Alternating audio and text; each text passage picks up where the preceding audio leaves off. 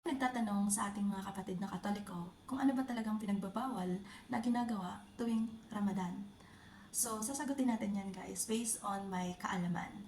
So, unang-una, bawal po sa aming mga Muslim pag Ramadan ay ang pagtatalik. Bawal po tayong makipagtalik sa ating mga asawa or bawal po tayong mag-I love you sa ating mga boyfriend at bawal po tayong makipag-yakapan or makipag-kissing during Ramadan kahit pasasawa natin yan guys. Yun yung sinasabi nila ng sabar. Kasi after mag-break ng ating fasting, pwede natin gawin yun. Number 2, bawal tayong manlibak. Bawal din kaming may pagchismisan at bawal kaming manjudge ng tao.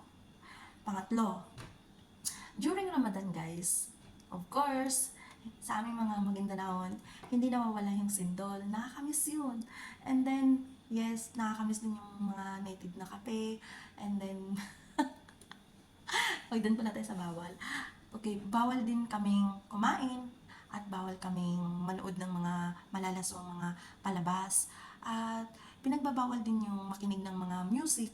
And of course, bawal kaming magmura.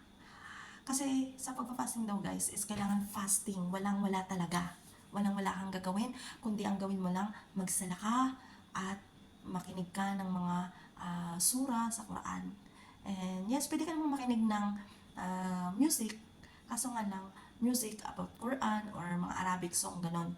Ganon lang yung pwede mong pakinggan. And yes, of course, Ramadan. Sa aming mga Magindanaon guys, excited kami mag-Ramadan.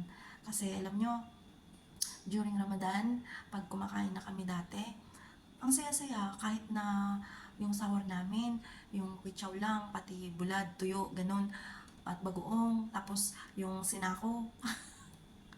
Alam mo yung yung fried rice, sinako yun sa amin eh.